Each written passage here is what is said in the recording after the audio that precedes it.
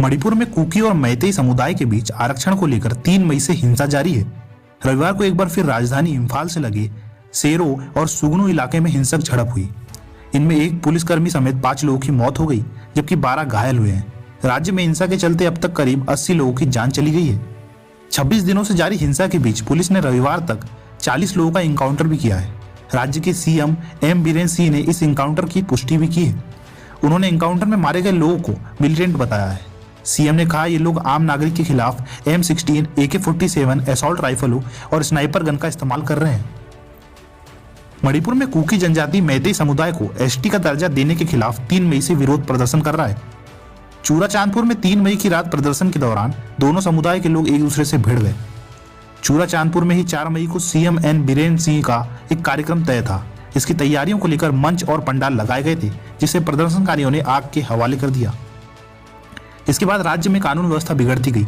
केंद्र सरकार को राज्य में सेना और अर्धसैनिक बलों को तैनात करना पड़ा। कई जिलों में कर्फ्यू लगा दिया गया, जो अब तक जारी है। 31 मार्च तक इंटरनेट भी बैन कर दिया गया है। राज्य से अब तक 40,000 लोग पलायन कर चुके हैं। केंद्रीय गृह मंत्री अमित शाह ने 29 मई से 1 जून तक राज्य के दौरे पर जा रहे हैं। वे सोमवार शाम को राजधानी इम्फाल पहुंचेंगे। 3 मई को हिंसा शुरू होने के बाद शाह पहली बार मणिपुर पहुंच रहे हैं। शाह राज्य में सामान्य स्थिति बहाल करने के लिए राज्य सरकार, सुरक्षा बलों और कुकी मैतेई समुदाय के लोगों से बारी बारी मिलेंगे। वे यहाँ के अन्य सामाजिक संगठनों और बुद्धिजीवियों से भी मिलेंगे। इससे पहले केंद्रीय गृह मंत्री नित्यानंद राय और army chief general Manoj Pande राज्य का दौरा कर चुके हैं। आर्मी चीफ 2 दिन 27-28 मई को मणिपुर में रहे। चलिए अब आपको 4 पॉइंट्स में ये सारा विवाद समझाते हैं। नंबर 1, मणिपुर में आधी आबादी मैतेई समुदाय की। मणिपुर की लगभग 38 लाख की आबादी में से आधे से ज्यादा मैतेई समुदाय के लोग हैं। मणिपुर के लगभग 10% क्षेत्रफल में पहली इम्फाल घाटी मैतेई समुदाय बहुल है। हाल ही में मणिपुर हाईकोर्ट ने राज्य सरकार को मैतेई समुदाय को अनुसूचित जनजाति यानी कि ST में शामिल करने पर विचार करने के आदेश जारी किए हैं। नंबर 2, मैतेई समुदाय आरक्षण क्यों मांग रहा है? मैतेई समुदाय के लोगों का तर्क है कि 1949 में भारतीय संघ में विलय से पूर्व उन्हें रियासत काल में जनजाति का दर्जा प्राप्त था। पिछले 70 साल में मैतेई आबादी 62% से घटकर लगभग 50% के आसपास रह गई है। अपनी सांस्कृतिक पहचान के लिए मैतेई समुदाय आरक्षण मांग रहा है। नंबर 3, नगा कुकी जनजाति आरक्षण के विरोध में। मणिपुर की नगा और कुकी जनजाति मैतेई समुदाय को आरक्षण देने के विरोध में है।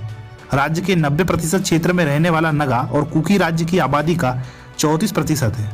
इनका कहना है कि राज्य की 60 में से 40 विधानसभा सीट पहले से ही मैतेई बहुल इम्फाल घाटी में है। राजनीतिक रूप से मैतेई समुदाय का पहले से ही मणिपुर में दबदबा है। नगा और कुकी जनजातियों को आशंका है कि ST वर्ग में मैतेई को आरक्षण मिलने से उनके अधिकारों में बंटवारा होगा। मौजूदा कानून के अनुसार मैतेई समुदाय को राज्य के पहाड़ी इलाकों में बसने की इजाजत नहीं है।